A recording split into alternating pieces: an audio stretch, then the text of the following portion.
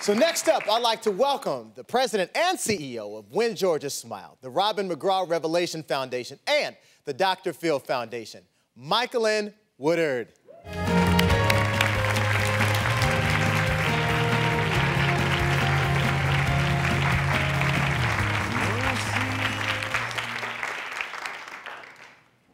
By the end of this sentence, in the next minute, 24 people will be harmed by an intimate partner. That's 1,440 people an hour, 34,560 a day, more than 12 million a year. From the beginning, Dr. Phil and Robin wanted to shine a light, a bright light, on the silent epidemics in America, none more important than domestic violence.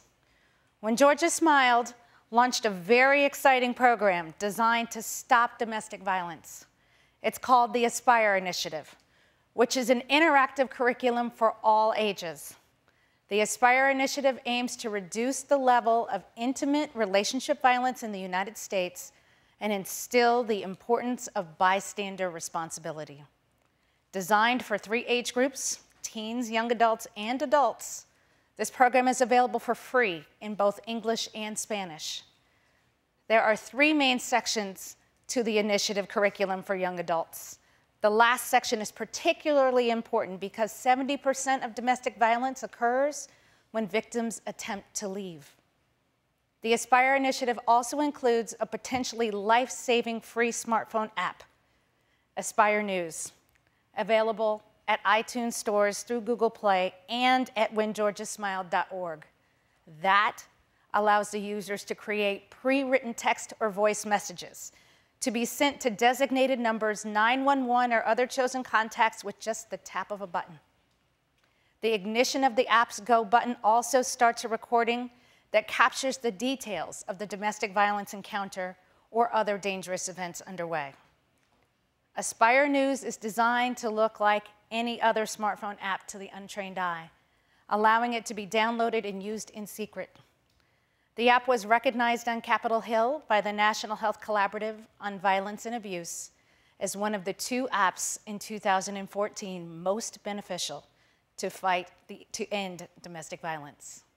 We're now at over 150,000 downloads, with almost 1,000 additional downloads happening every week.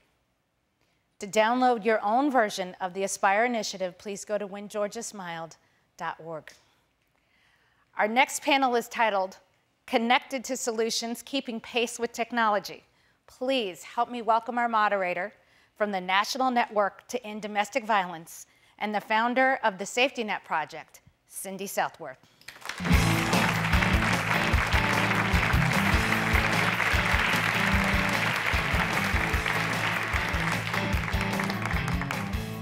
Hello. It is such an honor to be up here with all of you and joined by a phenomenal panel where we're going to be continuing a conversation we started just last night. So what I want to do is welcome Chief Executive Officer and Executive Director of Laura's House, Margaret Baston, Chai Dindasarat, Co-Director of Community Organizing and Public Advocacy at the Anti-Violence Project in New York City. Also joining us is Brian Franke, detective with the Longmont Police Department and president and founder of 2C Solutions, and Brianna Johnson, student at Virginia State University.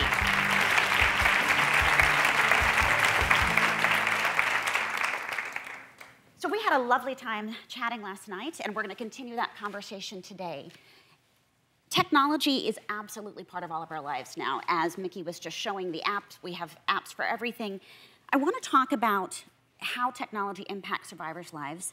And I want to start off by saying that there is no such thing as a real world and an online world, because we're currently in an online world. We're live streaming, we're extending this conversation far beyond the stage. But we also know that when technology extends things, it can extend the reach of an offender and an abuser. And so when we were chatting last night, you shared a bit about how you got into this work, and it's remarkable, and I'd love, Chai, for you just to start us off. Sure.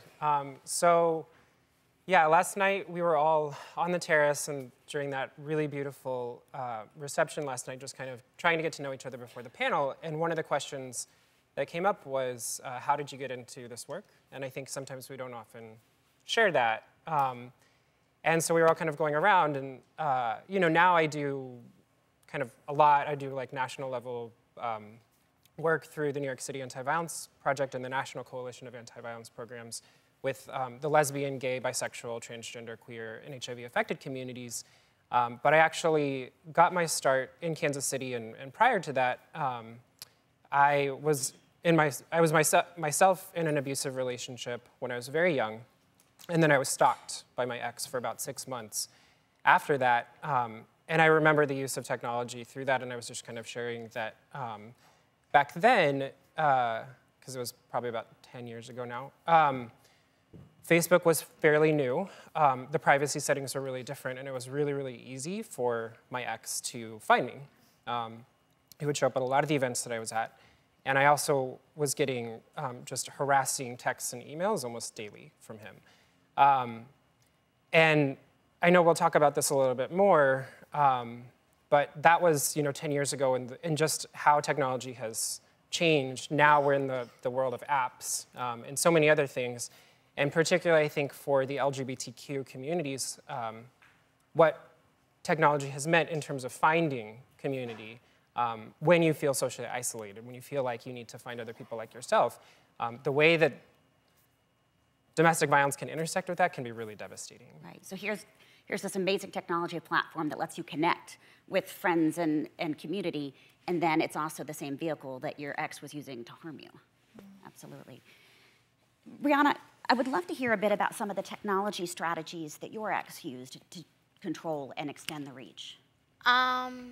Pretty much she would just use like personal stuff that I would send her to taunt me when we had broke up. She would just use that to try to expose me if I didn't stay, which made me be scared. So she threatened to out you? Yes, right.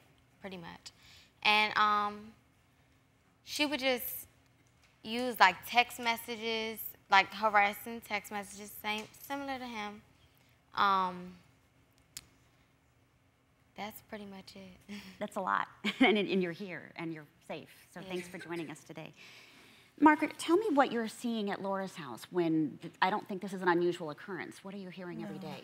Well, I think like most of the service providers in the audience, and we see a lot more clients these days that are being affected by technology in a bad way and also a good way. But one of the stories that's most memorable for me was a young client that was actually only 12 years old when we met her. And she was a sweet young girl that her boyfriend, who was 15, had given her a cell phone. And she thought, and all her friends at school thought, this was just the sweetest thing. He really loves me. This is just fabulous. But what happened over the course of a couple of weeks, he would text her. And if she didn't respond immediately, there were consequences. And the consequences got steadily worse. It became to the point where he actually, because she didn't respond to him within 5 minutes, he actually raped her, 12 years old. So she goes to the store with her mom one day, and she'd forgotten to take her cell phone.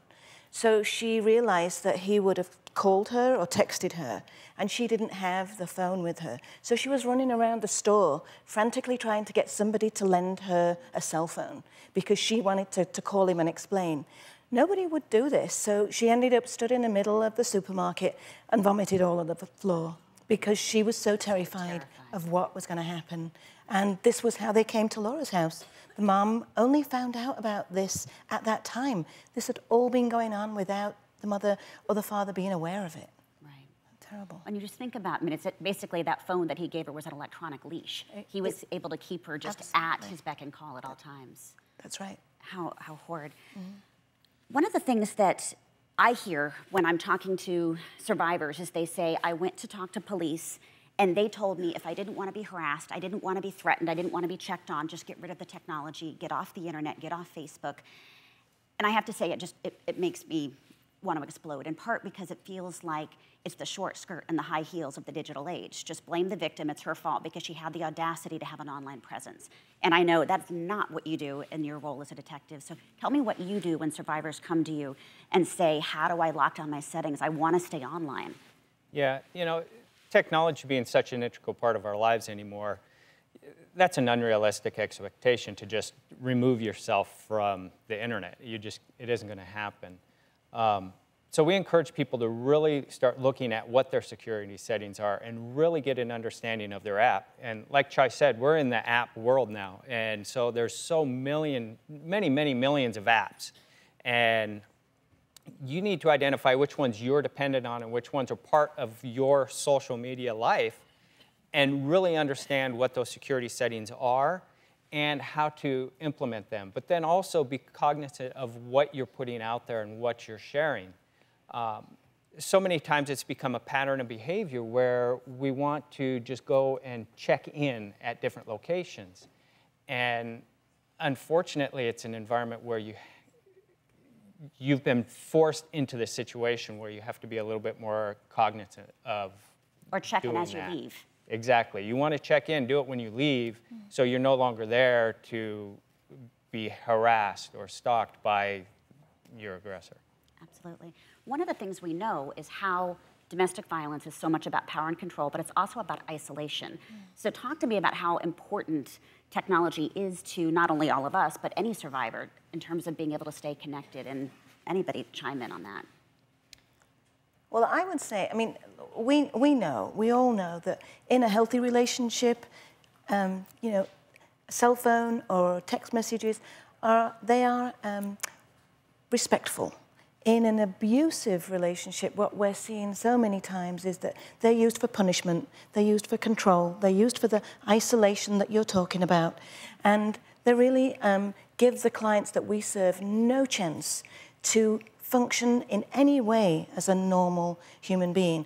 I mean, we get clients that report to us that they get 400 or 500 text messages at night, and it's to keep them constantly awake. And, you know, they may have husbands that work out the home or even travel. That doesn't mean that they lose that control. Right. They continue to do this. And so these women get no sleep, therefore they lose their jobs. They can't function. Sleep deprivation is a torture tactic. It's a huge issue for, you know, for the clients that we serve, that we see. Yeah, and I would say from the perspective of marginalized communities, there's already a level of isolation often. And for LGBTQ communities and for LGBTQ survivors, that sense of isolation can be really, really severe. And so one of the venues that we've been able to create, and that technology has created for us, which is amazing, is breaking down that isolation. So people in small towns, people who are feeling really isolated since the internet age, have been able to find people like them. And we've created venues for that. You know, so there's apps to like meet people, or if you want to figure out who's available to date, you know.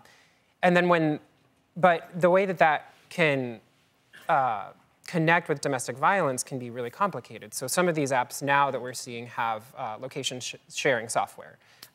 And so when you're on them, you can literally tell how far away somebody is, and sometimes there's even like an image of where that person is on a map.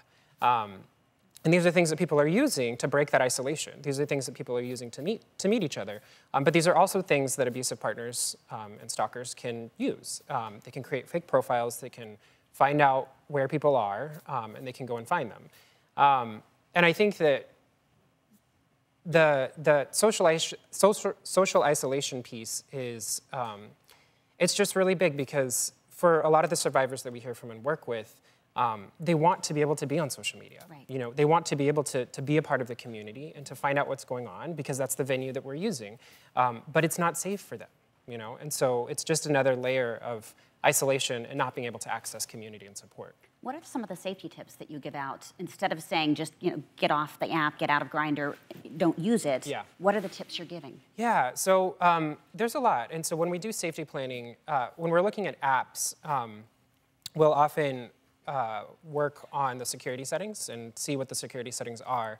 And we've actually been really fortunate to partner with the National Network to End Domestic Violence on really supporting the field around the safety planning. So we're in conversation within NEDV about, like, we're seeing this whole thing happening with tech and LGBTQ communities, and nobody's reporting it, and it's highly stigmatized. And we've created venues to talk about it and safety plans, but we also need like the expertise of tech folks. And so Erica had done a lot of research for us on all the different apps and what the security settings are. And I know that you all have done all that great work with like Facebook, so was able to give us some technical assistance on that. But we'll talk to people about what the specific security settings are, but we'll also do things like, if people are going to meet somebody online, we recommend that they tell somebody, find somebody that they trust to tell what their plans are, give them a time that they're going to let them know that they're going to contact them. If we can, if people feel comfortable doing this, get a photo of the person, get their contact information, get their location, and share that with someone as just a safety precaution, and to document everything. Right. To document it would be everything. nice to live in a world where we didn't have to say before you go on your date, here's how you make sure that you come home safely. But we live in that world. And many of the panels have been about how do we like change culture, change society so that no one thinks it's okay, it's allowed to do any harm. But until we're there, we have the safety planning that goes side by side with it. Absolutely. In terms of other technology that we're hearing about, one of the things that plays out is it provides a phenomenal amount of evidence. So when that technology is misused, there's a digital trail on the phone. There's a digital trail by the offender when they logged on to go check the account.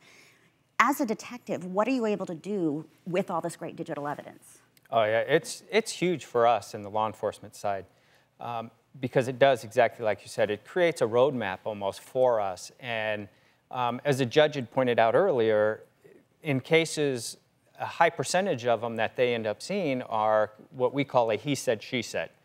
Each one shares their side of it. Or he said, he said. And exactly. It could just be any type of environment where it's just one person's word against another. And that gets very complicated for the judges and for the prosecutors to even figure out where do we go from here. And for the law enforcement, because before it makes it to the judge, it comes to us. And so what we do is we start looking at those. We try to collect all of the paper trail. We grab the information for how those threats were initiated, how were they sent through, where were the pictures taken. It's such a huge volume. I mean, I could spend 3 days here just explaining all of it just by the sheer volume of it. Please don't. Yeah, she knows me, I talk a lot. But using that and capitalizing on that, because it is a double-edged sword. What can be used to stalk somebody can also be used to help hold that stalker accountable.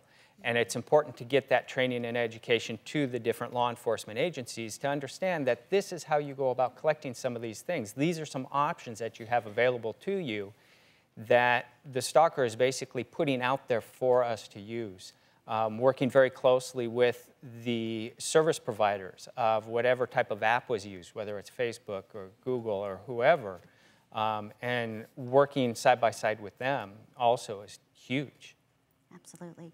In terms of collecting evidence and documentation, are there things, Brianna, that you could recommend from having lived your experience? If you were talking to a survivor who was having some of these things happen, what would you say to him or her?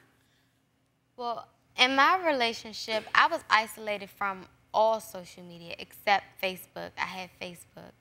But so when I went to file for my restraining order, I didn't have a lot of evidence because of the fact that I didn't have Twitter, I didn't have Instagram. I wasn't able to utilize those apps to help me, help support my case. So because it was done in private, so you didn't have the proof you needed. Right, all I had was text messages. So I would just tell them to use the apps. Don't delete your apps because you become isolated from your friends. I lost a lot of friends. Wow. You become isolated from your friends, your family. So I feel like if you continue to use those apps, somebody will say, well, what's wrong? Why haven't you been on Instagram or, So I would just tell them to use those apps and use those apps so that it can help you get out of your relationship. Tell somebody. I would tell them to tell somebody, speak up, because you have a voice and it needs to be used. Because if you stay quiet, nobody's going to help you. Right. Nobody's going to know to help you. Right, so. Absolutely. I sometimes say, if you're going to stalk and abuse your partner, please do it. on Facebook. Please do it online. Please give me digital evidence. Facebook doesn't like it so much when I say that, but the reality is we have digital evidence. And then there's some proof you can bring into court that backs up, you know what's happening because you're living it every day, but to be able to back that up is so important. I want to talk a bit about some additional safety strategies, especially when we know that so many abusers and stalkers are monitoring phones. In your case, they actually, the 15-year-old gave the 12-year-old victim a phone, not only as a way to contact her 24 hours a day, but anytime a survivor tells me that my partner or my ex-partner gave me a phone, the hair on the back of my neck stands up because that phone may have come pre-installed with spyware already running on it, which is going to track the victim's location 24 hours a day, intercept text messages, emails, websites visited. And so what are some strategies that you have in terms of getting safe phones to victims? We use Hopeline phones from Verizon. They really are a lifesaver. When a client comes into our either emergency shelter or our transitional housing program, they may not be able to use the phone that they have. So we give them this Hopeline phone, which, as we've heard, comes preloaded with 3,000 phone calls and 9,000 texts. Wow. And they're replenished about for like us. 1 day for a teenager. Yeah. And that's the problem, because we do give teenagers them too. Because what happens... They just like go through those Hopeline phones. Right, that's right. Yeah, we get like 30 of them, and ration. We need more. But what we will do is we give them to the clients, and if they have teenage children, we will work out to give them the phone too. Because what that does is create that huge sense of security, that they can connect in a safe and secure way with their kids at school, with anybody, with their attorneys, with social services or any other community providers that they need. And so we'll give them those phones, and then they keep them for as long as they're with us. They have a number attached to the phone, so when they leave us, they go to the next client, if there are any minutes left. Absolutely. And the fact that those are free phones available from Verizon is huge. Absolutely. And for other survivors, we really recommend if you can afford one, go get a prepaid phone. Get a safer phone to use to reach out for help.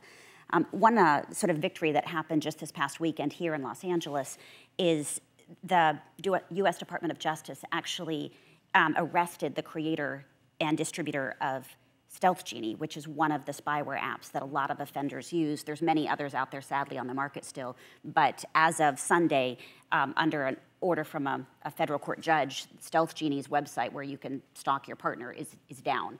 And so when I heard the news, I sort of did a little happy dance and said, one app down, let's get more. Yeah.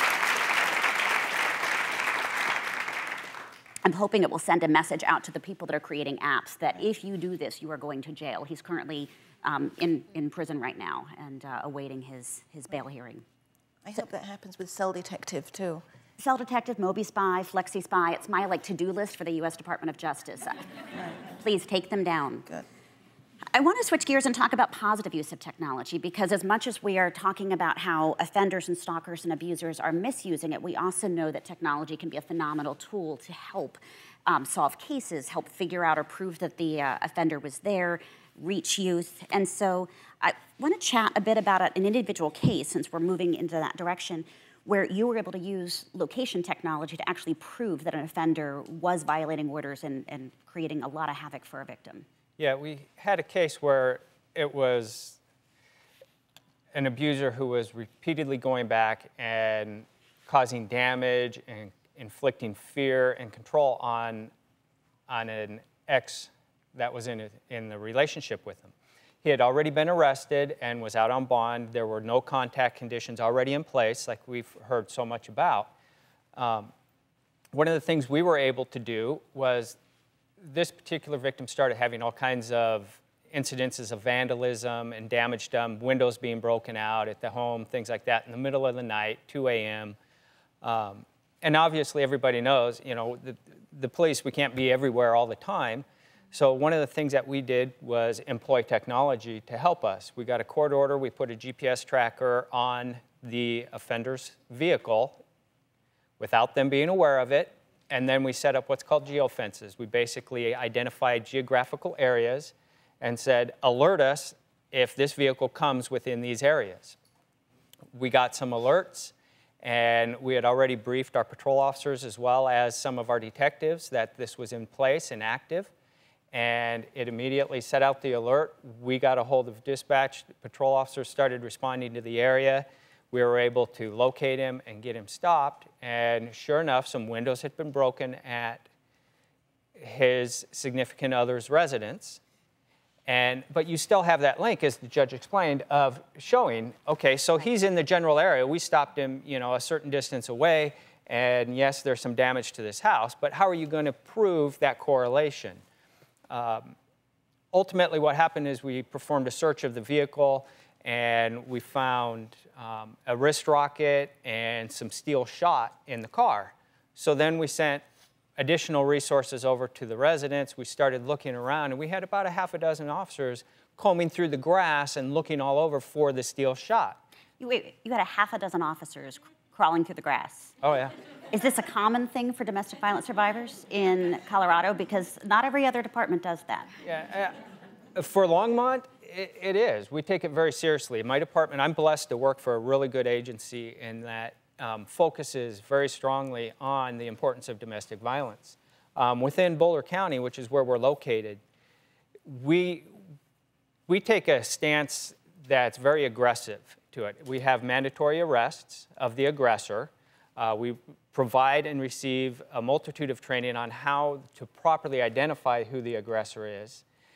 We have detectives specifically assigned to handle domestic violence cases. So even if a patrol officer takes the initial report and makes an arrest at that moment, that case still goes to a detective who goes out and does additional follow-up, say 2-3 days later, to get additional evidence and additional photographs of bruising that you may not see 1 hour or 2 hours after the incident, but 3 days later, it looks substantially different. So we go out and we capture that because we want to bring the best case possible forward for prosecution. And you still have also a technology lab too, don't you? Yes, we're also part of what's called the Boulder County Computer Forensics Lab, and that's made up of Longmont Police Department, Boulder County Sheriff's Office, and the City of Boulder Police Department. We've combined our resources, recognizing you can do so much more when you combine the resources rather than everybody trying to do their own thing. And we are very, very active. We're very busy in processing the cell phones, collecting the text messages, and going through and actually building and bolstering up that case beyond where it's already at by showing anything we need to. I mean, we can go as far as trying to get cell tower data to show possible locations of devices, gathering those communications in a forensically pure environment where we can come in and testify as experts and say, this is why I know this message came from this device and went to this device, and it wasn't done this way as they're trying to say it happened. Phenomenal. I would love to live in a world where I'm not startled when I hear about phenomenal police work with 6 officers combing for evidence in a domestic violence case.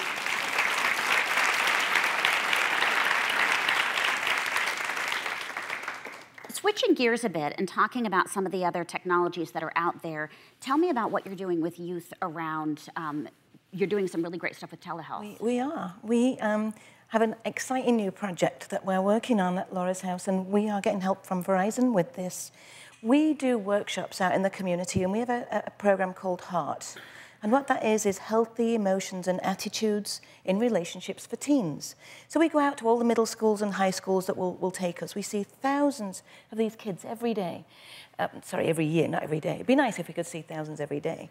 But what we do is when these workshops are finished, we find a lot of the young people that we see are embarrassed to ask a question in the middle of the workshop or in front of their friends. So they'll come up to our staff afterwards and say, I really need help with this. And we found that a lot of these young kids are in dangerous situations. They need help now. So what we've done is we've devised this telehealth program, which is kind of like a Skype program. And it means that these kids can call or Skype with a therapist in real time. It means that we don't have the issues of transportation or, getting into a kind of a place that's available for them. They can do it immediately from their cell phone to a therapist and get that help in real time, which can be very, very important, as you know. I mean, because if they go home from the workshop, they forget about it and think, oh, it wasn't that bad until next time. Whereas if we catch them immediately, you know, when they're feeling this, then it really kind of works. So this is brand new for us. We're rolling it out right now in October, and we hope it's going to be very successful. And then we can share that with all of our, you know, sister agencies out there, because it's necessary. That sounds really, really exciting. It's fun to think about all the ways technology can really expand resources and extend the reach and be available and accessible when someone needs help. Right. Absolutely. Chai, tell me what you're doing with NCAVP around the app that you're developing. Yeah, so as you said, technology can also be used to help support survivors and to help reach survivors. And one of the things that we're doing, we launched a campaign last year called Reporting Violence Helps End Violence, because we know that a lot of LGBTQ survivors are not reporting violence for a host of different reasons. We see that from our data, we do national research on LGBTQ communities and domestic violence and hate violence, and both of those reports nationally show that usually less than half of the survivors who contact us have also contacted law enforcement. And we also know that there's a lot of people who aren't even calling us. And there's a lot of reasons for that. People are fearful. They feel like they may be re-victimized or experience stigma. Sometimes people don't even know that they're in an abusive relationship. So we use technology to help disseminate that information and say, like, here's what it looks like, call us.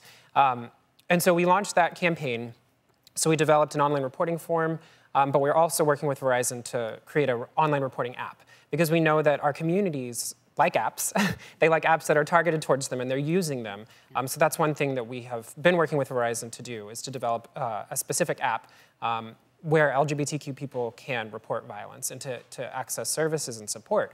And in addition to that, we've also been doing a lot of specific outreach through the apps. So some of them will allow you to provide your hotline and some basic information. Sometimes we have to get funding for that. Others are gracious enough to give it to us for free because we're a nonprofit.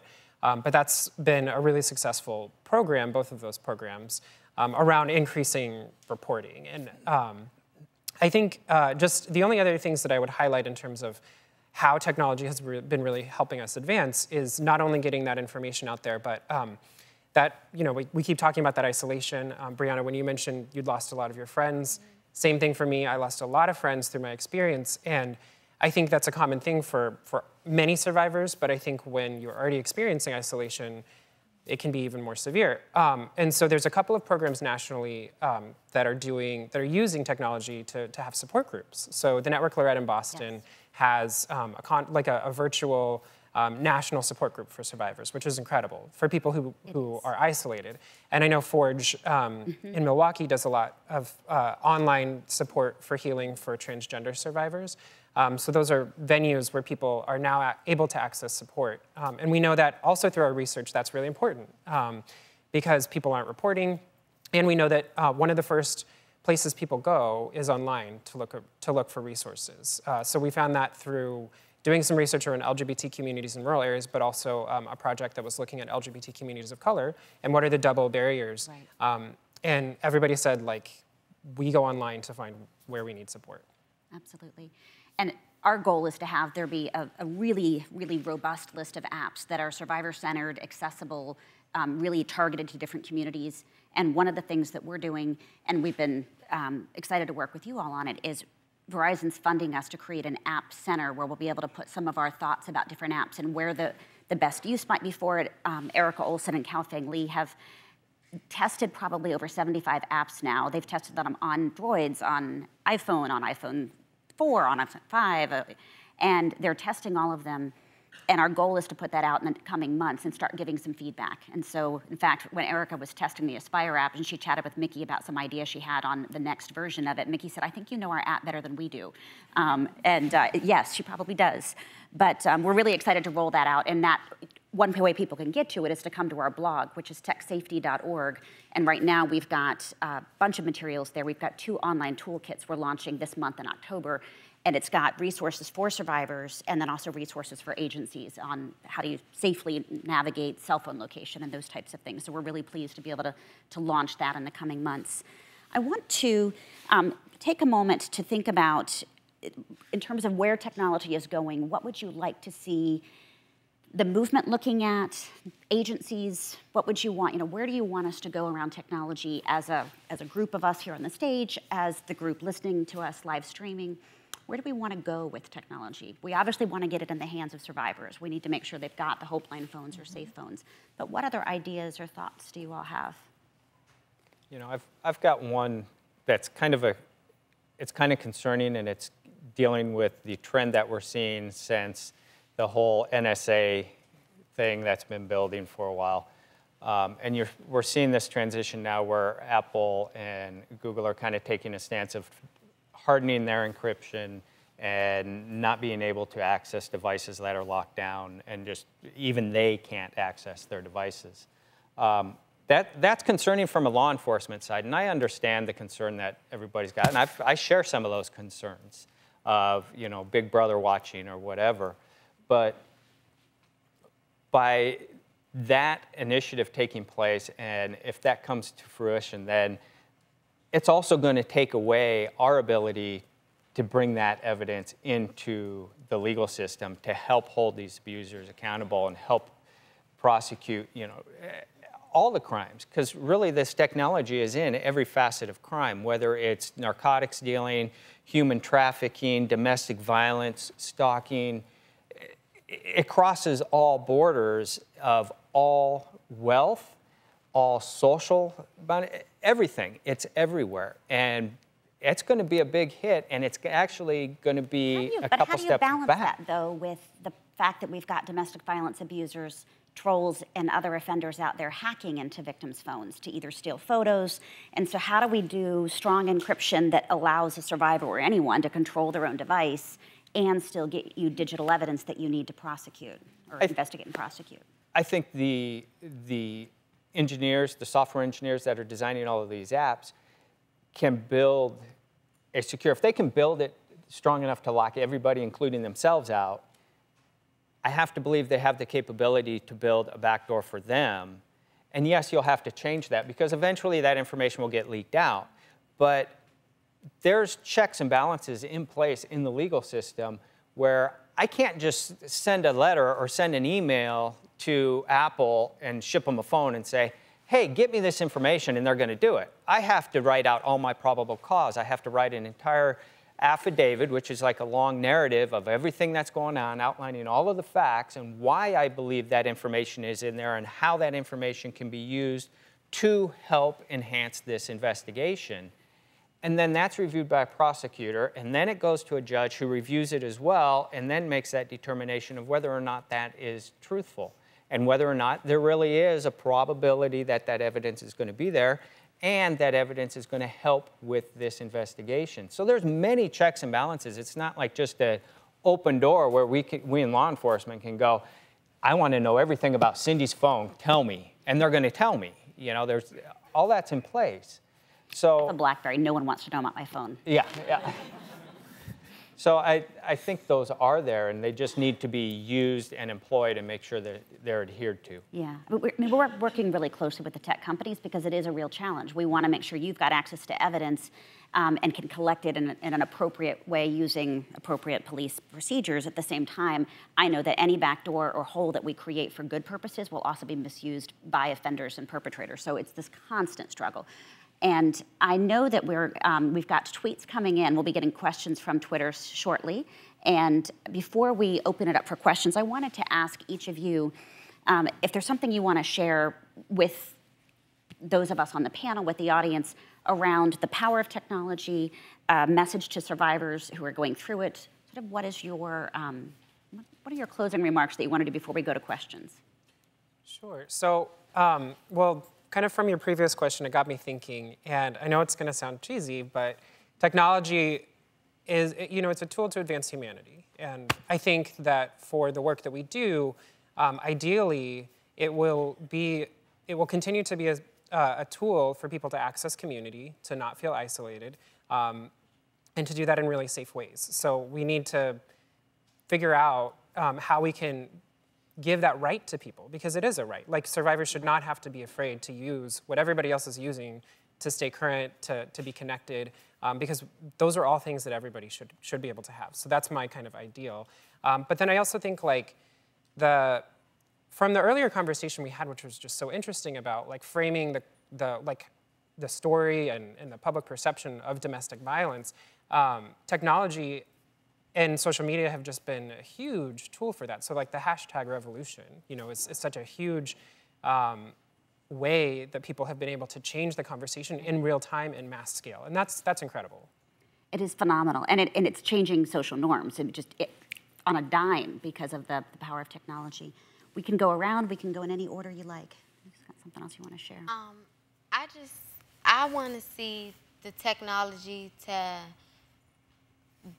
I want to see it get to the less fortunate communities, because a lot of the communities that I come from, they don't know anything about abuse. Like, they don't know what being abused is. They don't know that they're being abused, because it's not only physical, it's mental abuse too. Absolutely. And I feel like technology should get to those communities as well to help people like myself, because before I filed for my restraining order, I didn't know that was the last thing on my mind. I didn't think I was going to get a restraining order. Right.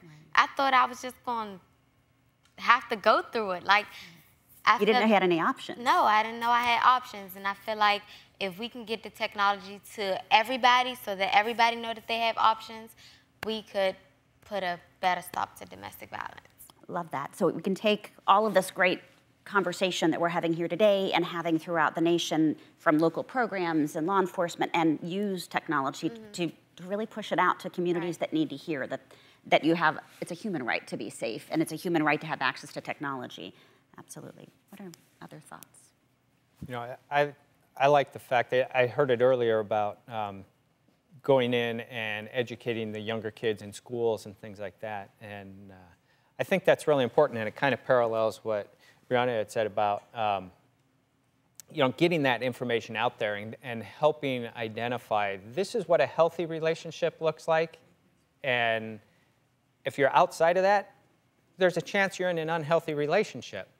And you know, I think it's harder to identify with specifics what an unhealthy relationship is, because there's so many variables. But giving that general understanding of this is what is okay, this is what's healthy, and this is, if you're outside of that, then you need to start talking to people and reaching out to people, and having those apps and the resources available is huge. We have a school resource officer program in our department, and that's one of the things that they bring to the schools, is educating them on this is what healthy is, this is unhealthy. You know, that's important to set that foundation. And I also love the idea of using technology and apps to not only educate survivors of what warning signs there are. I love the concept, and it's actually going viral all over the internet. There's a poster going around about how to prevent rape, and it says, if you think you're going to commit rape, call a buddy and get them to not let you rape someone. If you think you're going to rape someone, get a whistle and blow it loudly and say you might rape someone. So, you know, I like that that's going viral, because it takes the whole message of what is violence and turns it on its head. And instead of us telling survivors, here are the safety tips you need to do to not get hurt, it's the message of don't hurt people. I would just say that this is the way people communicate with each other, particularly the kids today. So we just want to take all the education that we're learning from everybody else and help them to understand how to do this safely and take their power back. That's what we want. We've got questions coming in, so thank you so much, Margaret. And I just wanted to say, and this is actually a really great question that Brianna raised. We've got a tweet that came in and asks, where can people with limited or no technology skills go to learn how to use the available technology? What do people think? Where would you go to learn about technology? I mean, I could put a plug in for the safety net trainings, but beyond that. Right. You know, I don't know. Yeah, I know the universities are doing a lot more now, and they're doing it at a much younger age. I think in terms of domestic violence and technology, I would recommend people go to our techsafety.org/resources. We have a toolkit there for survivors.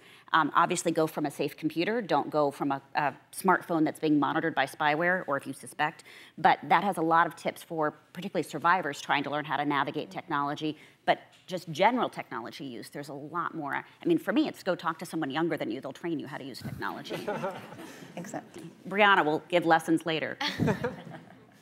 So we've got, we'll also take some questions from the audience. And let me see who's got a microphone. We've got a bunch of them going up. Right down here, we've got a question in the front row. Hi, I'm Marcy Lope from the Hawaii State Coalition Against Domestic Violence, and we are struggling with our police departments and our courts. So this question is for Brian. Can you talk to me a little bit about training? Our new recruits receive 3 hours of training, and then our officers get 1 hour of recall training. So how do you weave technology and domestic violence into that short bit of time? You know, that's a really good question. I encounter that quite a bit.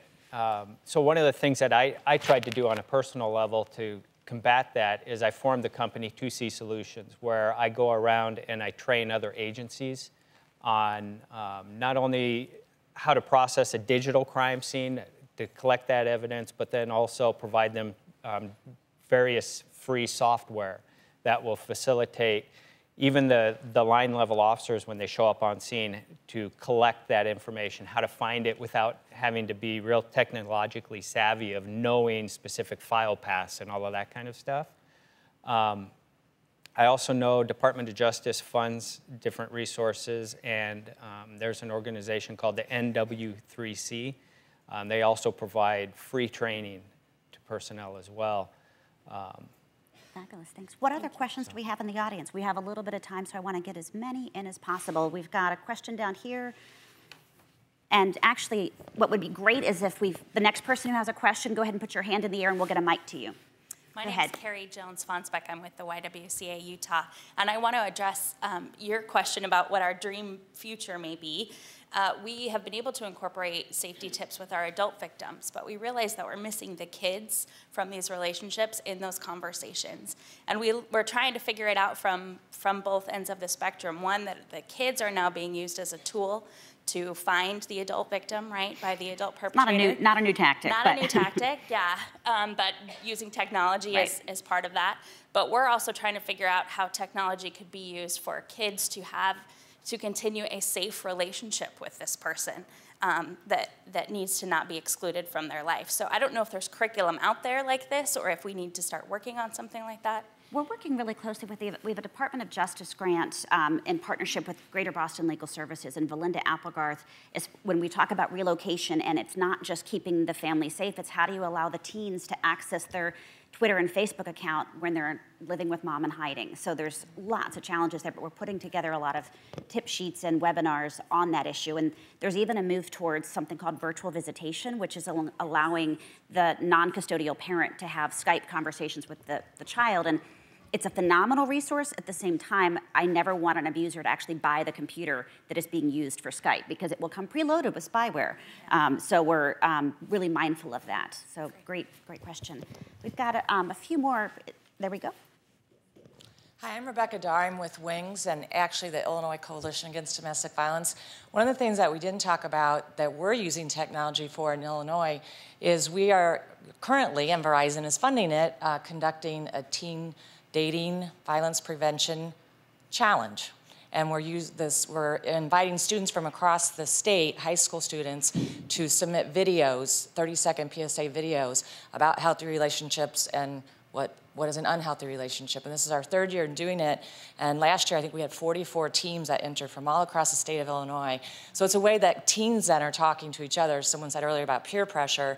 And it's been a really neat, it's a great partnership with Verizon, just another way that you can let kids use the tool to talk to each other about it. That's fabulous. I love that there's so many teams involved. We've got another question in the back. Sorry. Hi, my name is Chun. I'm from Asian Women Home Shelter, AACI, and this is my colleague, Veronica. And I have a question. First of all, I want to thank you, Verizon, for providing us Hope Light, because without that, our client is not able to use that for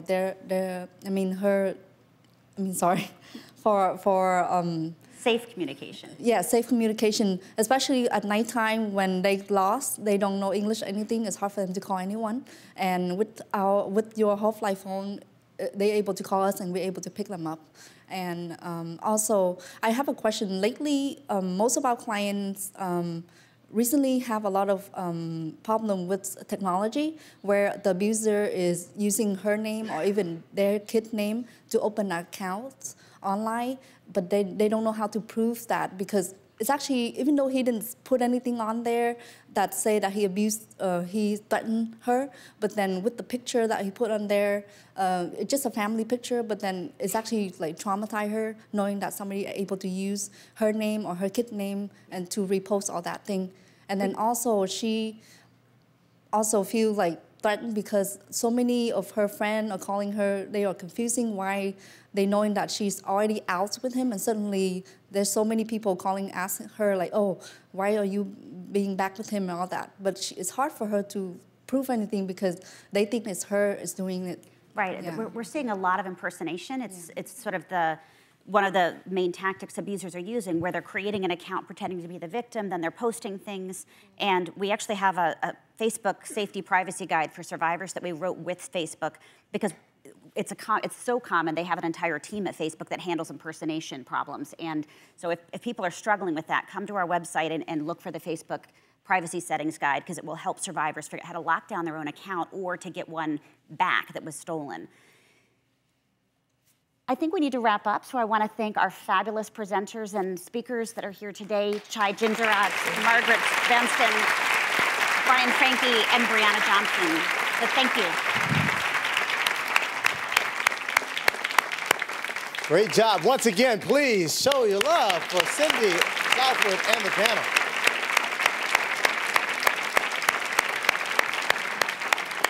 Hey, just really quickly, if you've had a great time this morning, can you please just give Verizon and Win Georgia Smile a huge round of applause? Thank you once again.